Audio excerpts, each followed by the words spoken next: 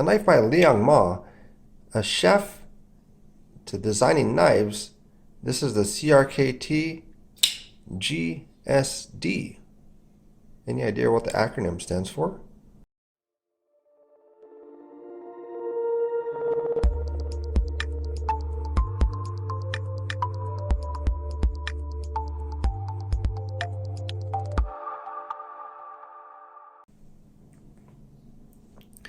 Welcome to Blade Banter. Talk about specs, opinions, and discussions. This is the CRKT Get Expletive Done.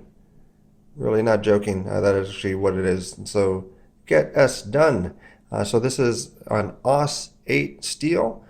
So that is actually not bad. I mean, it's kind of that budget area. So you do have the AUS 8 here.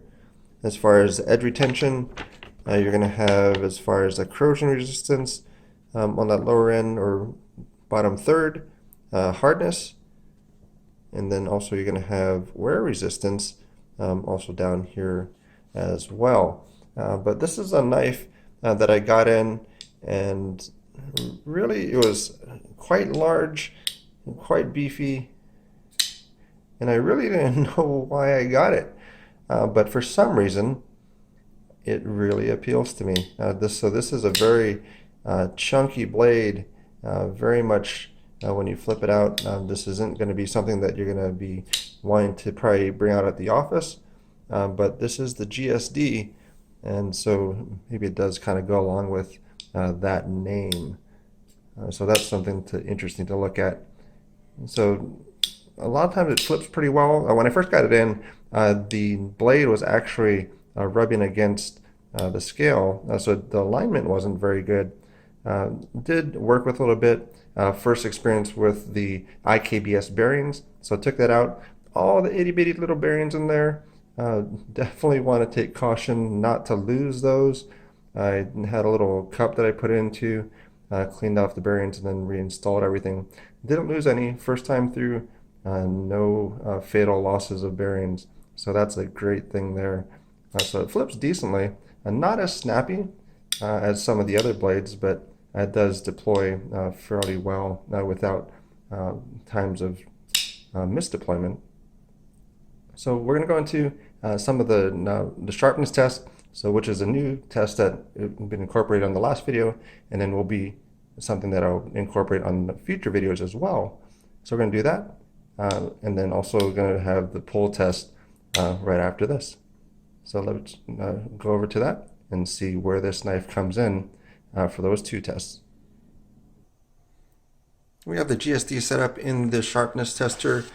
Just to remind you as far as this information, so it is using the best media, and then it's going to be going all the way down. Hopefully it's pretty sharp. So we're looking to try and get down here somewhere in this area as far as the grams that it takes to actually sever the best media. So we're going to see where that ends up. So it's already preloaded with the best media already in there. It's about 18 grams that is already there for the spinner weight. So this is already set. So let's see where we end up.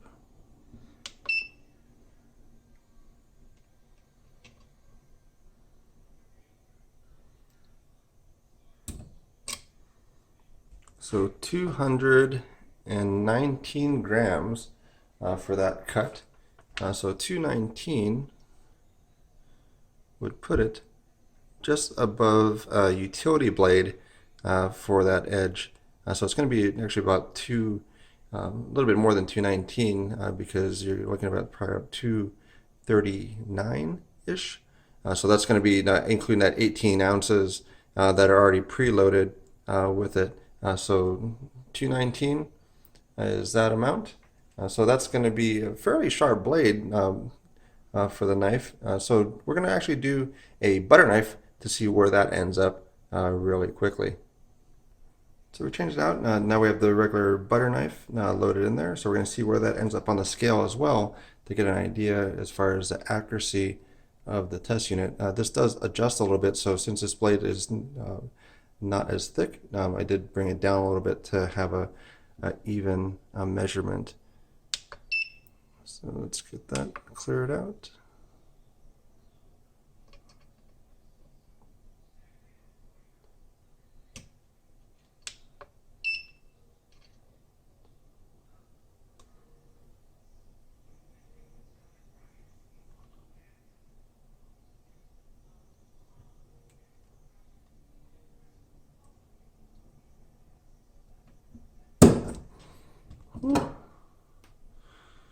So 2. That was pretty tough. So as you see here, I got 2 kilograms, actually 2,001. So as we see on this scale, 2,000 is an unsharpened blank, which is pretty much that is. So I think I'm pretty decent as far as where this is ending up. So I'm pretty pleased with that. So I appreciate watching that. And we'll go back to some comparisons with the other knives. But so far, fidget spinner's working out pretty good. So now that we have that one done, we're going to be doing the pull test for the flipper tab to see where we are for that. Now we're going to stay in grams, and we'll be able to switch over to the actual ounces as well.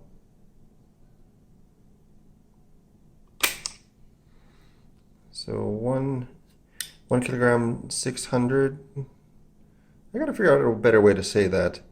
I don't work with grams very often, but it's also 3 pounds 8.4 ounces for that pull. So it is fairly high. It does have a very large blade for it, so that might be some of that reason for that. But let's look at some of the other knives in the comparison today. So these are some of the knives that we're going to be comparing with. And then so we'll start off with how this will fit in a pocket.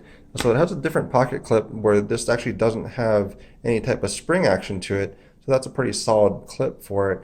And then Firebird knife, going to be the Rake 801.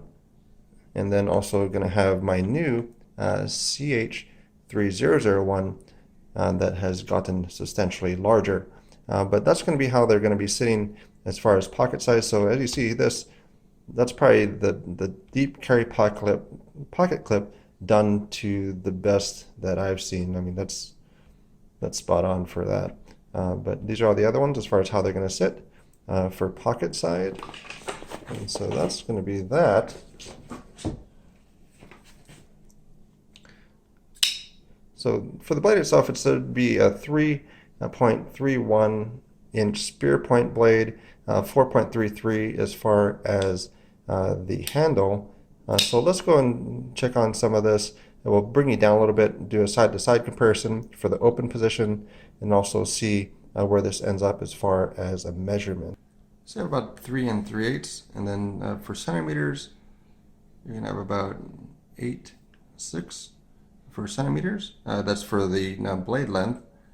And then let's check out what the handle would be.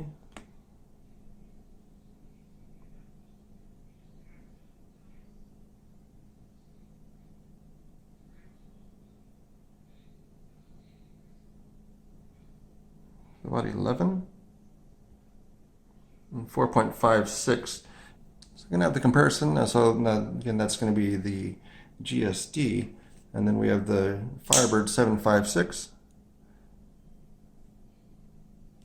We have the Rake P801.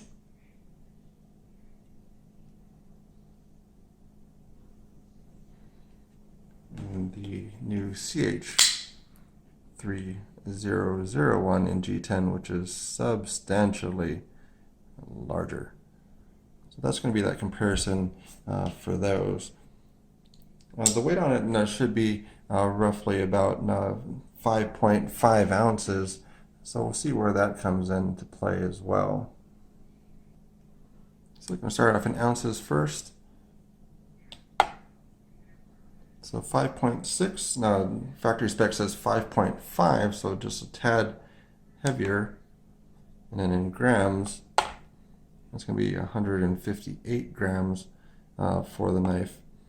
So for all the testing, decent knife for what it is. Definitely something that I did not think I would actually like once I actually got the knife in. But as far as the buy, borrow, or avoid, I would borrow this knife to just see how it is for yourself, but kind of beware. It kind of has a hypnotic nature to how this blade is and just the overall size of this knife in hand. So that blade is pretty substantial and actually has a very nice design to it with the contrasting colors between the satin and then also that flat grind right there. So CRKT, good job on this one. This is going to be an Aus 8 and not a bad knife. Now this is actually very comfortable in hand, but we'll look at it so where it's going to sit in your hand if you're going to pick up this knife for yourself. So that's going to be adult male as far as where that's going to sit in your hand, and then for adult female on this side for this knife as well. So it's going to be substantial for that one. So very comfortable though as far as the handle. So it is really, I guess it is that working knife. I mean, you could actually probably use this for a while and it not fatigue you too badly.